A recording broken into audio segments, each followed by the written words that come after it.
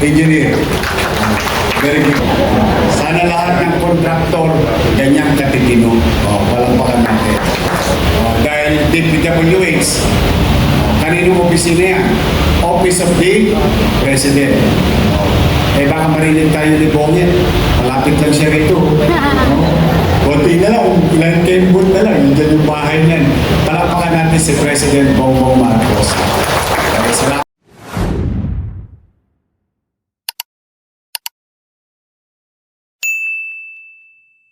Palapakan dyan. Isang magandang araw po sa lahat ng kapwa ko Batang Maynila at maligayang pagdating po sa bawat isa na naririto ngayon upang saksihan ang pagpapasinaya ng ating bagong Isidro Mendoza Mega Health Center bilang bahagi po ng ating programa ng ating minamahal na lungsod. Kaya nga po nais ko din pong kunin ang pagkakataon na ito upang pasalamatan ang lahat ng mga taong laging nandyan upang sumuporta at naglilingkod sa atin ng buong kababaang loob, lalo tigit sa atin pong minamahal na ama ng lungsod ng Maynila. Palakpakan po natin kagalang-galang Alkalde Francisco Isko Moreno Domagoso. At sa pagkakataon po ito upang magbigay po ng kanyang pagbati at mensahe, palakpakan po natin our officer in charge ng Manila Health Department. Palakpakan po natin Dr. Grace Padilla.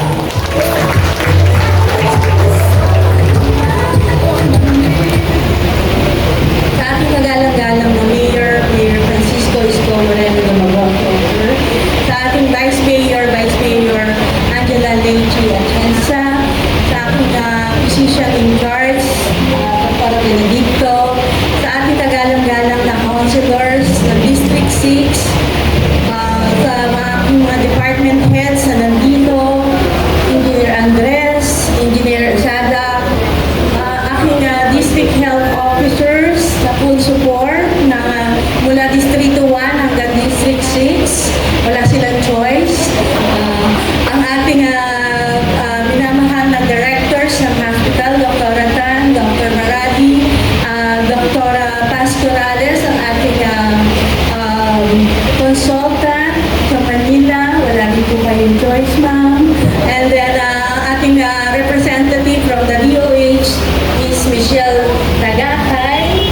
At sa aking mga kababayan, Chairman, hello po, Kagawad, mga Secretary, mga kababayan at kapamayanan ko dito sa Pandakan, isa pong mapagpalang hapon sa inyong lahat. Medyo mainit po, talagang mainit po ang hapon natin ngayon. To our visionary City Mayor, Honorable Francisco Moreno Domagoso, to our Vice Mayor Angela Leite Atienza, representatives po ng iba't ibang District 6, partners from Department of Health, and most importantly, the wonderful community and healthcare workers of Barangay Pandakan. Isa pong maalam na hapon sa inyo lahat. Today is a milestone day. We are not just opening the doors to a newly improved building, but we are opening a grander space for healing, comfort, and top-tier public service right here at the Kapitan Isidro Mendoza Health Center. Ang Kapitan Isidro Mendoza Health Center po ay tinatawag natin dati na Pandakan Health Center. Bata pa lang po ako po ay produkto ng St. Joseph School. Palakad-lakad po ako dito, nakita ko ang ating health center. Parang sinabi ko po sa sarili ko, gusto kong maging doktor. At hindi lang po yun, naging tagapangalaga po ako ng pangkalusugan dito sa ating distrito at dito sa lungsod ng Maynila, dulot ng oportunidad na binigay sa akin ng ating butihing Mayor Francisco Isko Moreno Domagoso. So ito pong health center nito, 1952 na itayo. Matanda pa po sa atin lahat. 55 pa lang sa ako. Dedicated to the health and welfare of the children.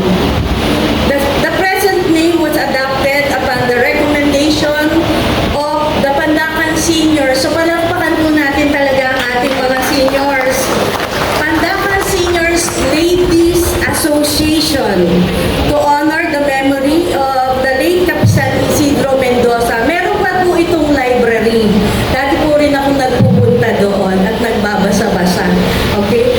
Lover of the poor and father of Dr. Paz Mendoza Guason, the donor of love, yung lupa na to, sila po ang nag-donate. Maraming salamat po sa mga kaanak po nila at ang library po na doon muna kami sumilong pansamantala. This recommendation was approved by the City of Government in its resolution number 176. And this beautiful transformation is a testament to what happens when we are in one direction. This is the fruit of our strong collaboration between the leaders at mapagmalasakit na leader ng ating distrito sa East, ng ating Department of Health and buong City of Manila. Thank you for investing in health and well-being of our people. Ganito po kapag nagtutulungan, ang pangarap para sa komunidad nagiging katotohanan. Sa araw na po na to, dalawa po ang ating sineselebrate. Una po ang birthday ng ating physician in charge. Ang pinakamamahal ng si Dr. Benedicto. Siya po, mahal na mahal po siya. Okay? At syempre po, ang aming ika-86 na taon ng Manila Health Department. Ang pinakamatandang organisasyon sa City of Manila. 86 years na po kami. So, pinagdiriwan din po natin ngayon at isa po ito sa regalo namin para sa ating lungsod ng Maynila. So, to our dedicated doctors, nurses, midwives, and healthcare staff who will breathe life in this center, you now have a facility that matches our excellence of our service. And to the residents po ng Pandacan, shout out po si Miss Manila ay galing po sa Pandacan. And pinagmamalaki po natin po siya. Congratulations po Miss Pandacan. And to the residents of District 6, this is your health home. We are promised to care for you here with dignity, warmth, and quality healthcare you truly deserve. May this health center stand as a beacon of hope and a reminder that the City of Manila, your health is always our topmost priority. Congratulations everyone and welcome to your new Kapitan Isidro Mendoza Health Center. Maraming salamat po at magandang hapon po. Maraming salamat po our officer in charge of Manila Health Department. Muli po, palapakan po natin, Dr. Grace Padilla. At sa pagkakataon po ito upang ibigay ang kaniyang pagbati at pagpapakilala sa ating punong lungsod, palakpakan po natin ang ating pangalawang punong lungsod, kaganang-ganang Vice Alcalde, Angela Lei G. Atienza.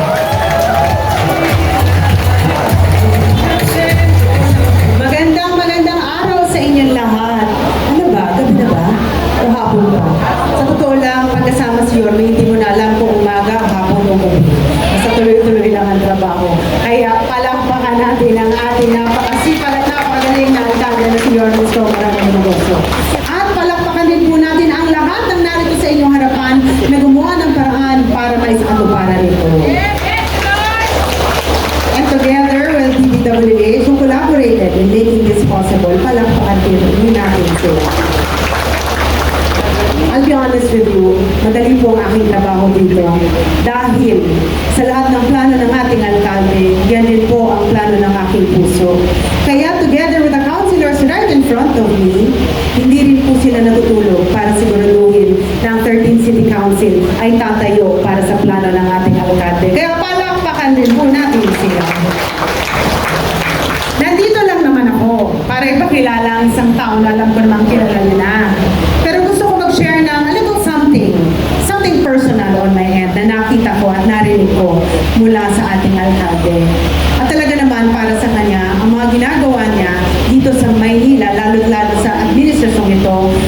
palaganapin ang mga bagay na hindi niya nakamtan at naramdaman nung siya ay bata pa. At isa po dyan ay ang paggawa at para maging mas maayos at gumagana ang mga health centers dito sa ating lungsod. Ang dami na po na groundbreak at kanina lang sinismis niya sa akin, marami pang groundbreak at marami pang aayusin na mga patay na health centers dito sa Maynila. Kaya ang masasabi ko ang ating alkalde, kayang bumuhay ng patay. Dahil kaya niyang buhayan lahat ng health centers. Para sa ganon, hindi niya natawag na mga namamatay ang mga taong pumupunta sa health center dahil nabubuhay na ang lahat. O diba? May milagro pang nangyayari minsan dahil nabubuhay sila. But nevertheless, anyway, nandito lang ako para ibigay ang mikropono sa ating regalo ng Panginoon sa Maynila. Talagang we have to be proud of this dahil kaya nagawa ang maraming bagay through 1 year, dahil anniversary na po natin. Bibigay ko lang po ang ating mikropono sa ating magaling na alkalde na si Yorme Isko Moreno.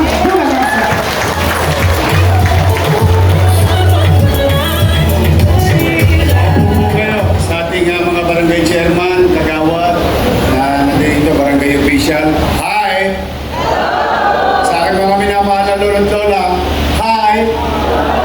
I love you.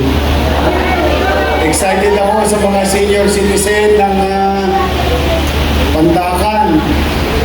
Kanina, pinagkukwentuhan namin kasi pinilit namin abutin yung araw ng Maynila na iregalo sa inyo yung inyong pet park at senior citizen park doon sa Plaza Sur kung saan ito'y pinaghalong pera ng MMDA at ng City of Manila. Yung dating malikabok dyan, puro tambakan ng kung ano-ano at delikado. Ay naku, pag nakita nyo sa mga minamahal kong lola at lola, meron pa kayo yung tabilyo. Oh, glass. Ang ganda ko, kahapon kasi nagpa-update ako, ano na yung laman sa loob. Nagpapadagdag pa ako ng mga halamanan para patuloy na maging sariwa ang hangin sa loob dahil yun ay daanan ng sakyan, mausok at malikabok. But the good thing for Pandakan, we reclaim almost 1 hectare of open green space for the people of Pandakan. Kaya malapit na po yun ang kabayanan ninyo. Sumunod, yung Biata Health Center, sinisimulan na. Nasarado rin yun, pero nireclaim natin, nag-uumpisa na. Tapos, dito naman sa bandang Santa Mesa, sinara rin yun, nireclaim natin. Ngayon, yun yung Pamana Health Center doon sa Santa Mesa or mas kilala ng mga taga-roon, Damka. Tapos nagbubuti naman yung ospital ng Santaan. Spoiled na spoiled ka. I love you. Kaya mga lolo't lola ko, kahabaan ang buhay sa Maynila. Kasi July, magkikita pa tayo ulit. Kasi yung lubi-lubi, darating na. But today, we're happy. We're very much happy and grateful.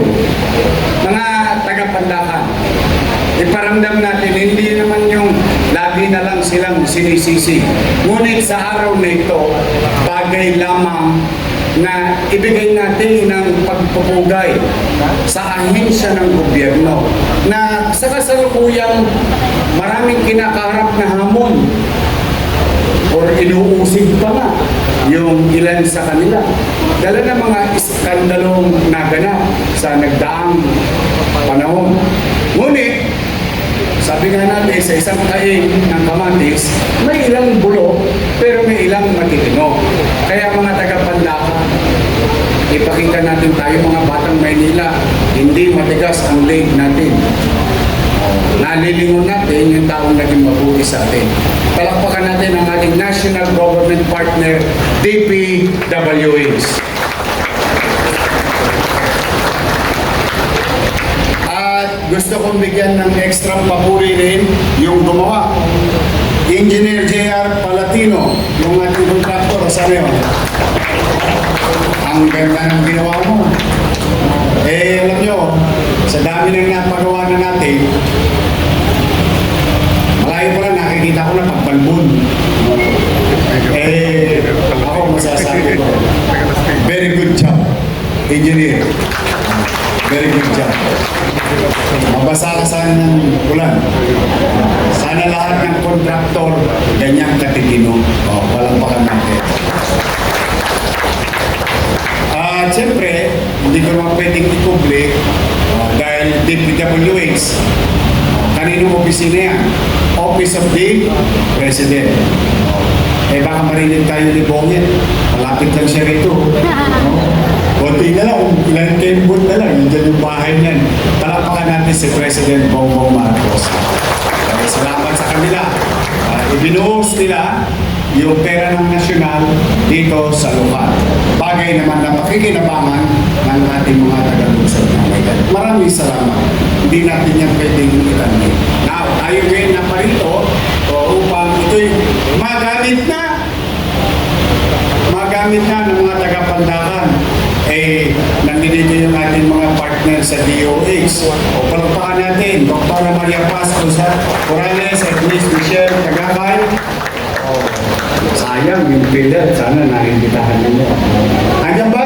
Ayun, PhilHealth. PhilHealth. Ayan, malaking bagay yan. Gustong-gusto yan ng mga taga-MHD. Eh, pumaldo sila last week eh. Ano ba, MHD? Opo.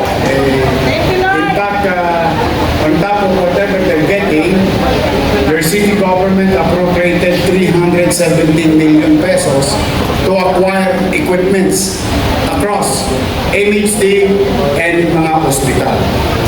Kanina, pinadala na sa akin yung mga litrato, yung ibang mga machine, especially cardiac machine, monitor sa Baseco Hospital. At darating na rin yung bago nilang X-ray machine. So, mga kababayan, pumanatag kayo. Ulit-ulit ko namang sinasabi na ang inyong pamahalang lungsod ay patuloy na mamumuhunan. Bagay naman na maliit ang ating kakayanan, pero malaking portion niyan ay pupuhunan na natin sa MBN. Minimum Basic Needs. Housing, education, healthcare, and jobs. Diyan malaking portion mapupunta ang salapi ng bayan ng lungsod ng Maynila na ipinagkatiwala sa atin ng taxpayers. Kaya dito, as part of the MBN, pupunuin natin ito ng mga gamit na kakailanganin as we progress with time. Kaya sa mga taga-Pandakan ay pumanatag kayo dahil kakampi naman natin. Maraming salamat sa inyo. Muntik nyo nang mawalok yung buong konseyo. Nandito, Elmer Par, palakpakan natin, konsehan. Christian Joey Oy, konsehan. Walter Castañeda, konsehan. Doc Mercado, konsehan. At ang pinakabata, kasing edad ng Isidro. Noy! Josean Lu Biloso. At ang ating minamahal na Vice Mayor, Chica Chesa. Again, I would like to give a special mention to District Director Alwin Pido of DPWH. Now, birthday girl.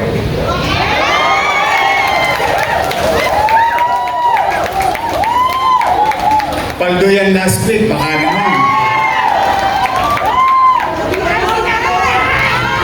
Para sa kalaman ng mga barangay, kaya masasayahin po ngayon ang MHD dahil po may bagay na pong binago kung saan talaga I always wanted to give what is due to them.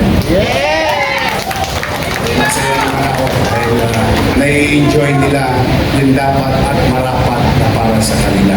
Hindi tinutugling, hindi kailangan ipanghingi. dahil kusang ibinibigay ng pamahalaang lungsod. And thanks to the member of the health board, especially ang ating taga-Pandakan, Doktora Padilla. Si Doktora Tan ng Santa Ana, member din yan ng health board. Pero yung birthday girl, pwede ba natin kantahan? Si Doktora Ay, pa naman. Biri mo, inauguration, birthday mo. So, hindi mo na anniversary pa ng MHD. Baka naman. Masyadong kulita namin yan. Sabay-sabay tayo. Dan, dan, dan, dan.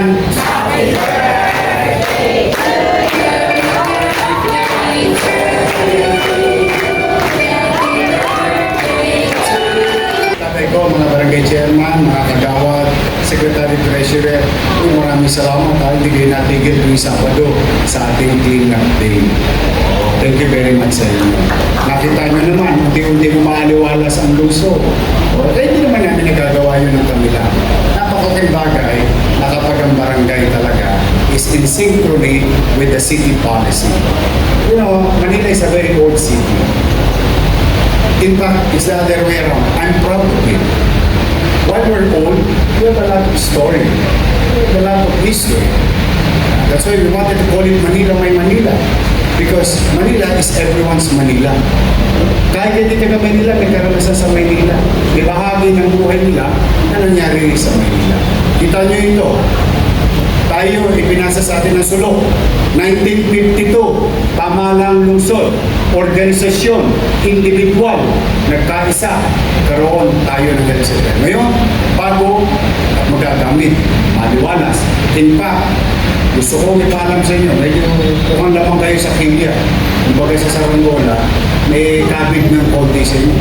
Ito po, yung isang building dyan ay magiging bahay ng central storage ng ating medisina sa buong Maynila for MHD use. Ay, siyempre, bago lumabas yan, may toll gate sa baba. Ay, certain ninyo. Masaya ako para sa inyo. Basta, pumanatag kayo. Unti-unti natin itong pupunan. Unti-unti natin itong pupuhunanan. Mas ma-maximize ang gamit nito. Kanina nag-uusap kami ni Andres. Sabi ko, nakita mo itong tag ko. Pwede yung mga barangay, pwede yung magamit ito for any other official events. Tama ba? Okay, kaya gusto nyo tulungan yung mga senior dito, pwede nyo i-meeting dito. Na-meeting nyo na dito yung mga lola ko. Pagdating sa mga, may metformin. May losartan. Ibig sabihin, we can maximize the use of this building. But for now, salamat sa Diyos. Salamat sa inyo. Binigyan niyo ulit ako ng pagkakataon kayo mapagdito. Pumanatag naman kayo. Totoo po yung sinasabi ni Vice Mamaya, tatabihin pa siya. May titirahin pa kami mamaya. Totoo po yun. Ipilitin ko po magbuti, mag-inam, at episyenteng paglaanan ng gastos ang mga bagay na mas pakikinabangan ng public institution at ng mamamayan ng lungsod. Our organization will never be perfect. Pamisa-misa, baka kami may pagkukulang.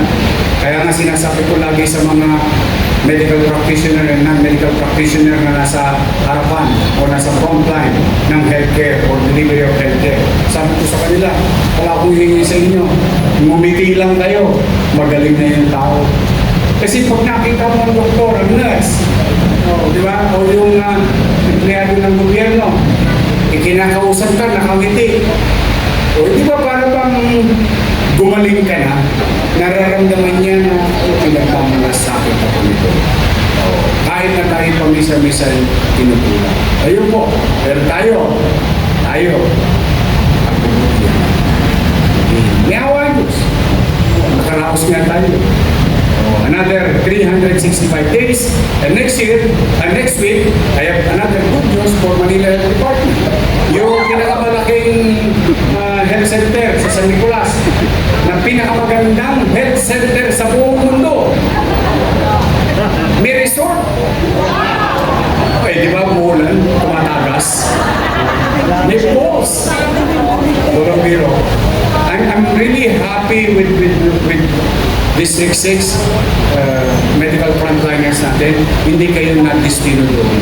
Doon, ikaw mamatay ko doon. Talagang, for just for santo, nagbibigay ka ng delivery of healthcare, pero ikaw yung namamatay. Sa ama, sa ulan, and so on and so on. Binuksan ko yung pintuan. Sumama. Wala pong biro. Paano kayo? Mapapagabag ka? How can we live in luxury if we don't attend to basic? Paano tayo magiging marami kung yung mga maliliit na bagay? Hindi natin pinupuhunan, hindi natin binibigyan ng atensyon. Di ba? But next week, nakita ko na yung finished product, magugulat na naman ang DOH. Sasabihin na naman, wow, hospital na to sa probinsya. Opo, ganun po ang ating mga gagawin. At may 4 pa tayong gagawin na na-aprobahan na rin ng ating partner sa DOH. Tapos, yung isa nyo doon sa bagong barangay. O someday, titirahin ko rin yun. Nakalatag lahat yun. Everything will be put into order. Everything will be put into maximizing space and modernizing our facility. Para na sa ganoon, yung aking mga direktor sa ospital, hindi na masyadong sumakit ang ulo. Because if we are efficient in the primary health care in the community, less foot traffic in our hospital. Sabihin, dito na lang sila. Kung dito pa lamang ay nakakamit na nila ibang bagay, ay hindi na pupunta sa iba't iba nating hospital. And it will be better environment, working environment para sa ating mga hospital. Plus, the primary healthcare facility is being revived. Ang dami po kasi sinaray na health center. Being revived, being modernized, and being equipped. Yun po ang ating gagawin sa mga darating. Loobin naman ng Diyos, bigyan tayo ng kakayanan. Alam niyo, pera lang ang kulang sa atin. Ang pangarap natin, wagas. 1-2. 1-2 sawa. Kaya lang, wala talagang tsape. Kaya pinagpapiyahit-piyahit ko. Pero, one way or another, kita niyo magkakasama tayo nito. Ang tagal natin ganito, natapos din. Sa awa ng Diyos. I'm happy for the health workers, non-medical workers of this facility. Go to be of service to the people of Pandacan. Yakapin niyo sila ng may taus-pusong pagmamalasakit sa bawat magiging future client natin sa facility na ito. So muli, sa inyo lahat, Dr. Benedicto, good luck. Happy birthday. And rest assured that your City Health Board will address your immediate future needs for our equipment. Galingan mo. Galingan mo. Ingat kayo. Again, maraming salamat sa pakikiisa ninyo sa pagpapala. Again, to the national government and everyone here, to the members of the City Council, nakita nyo na, kakasunod-sunod mo. Ayun yung mga pinakikiusap ko dami sa inyo. Maraming salamat sa inyo mga kapusan. Uli, maraming salamat at pagpalain nawa kayo ng buong may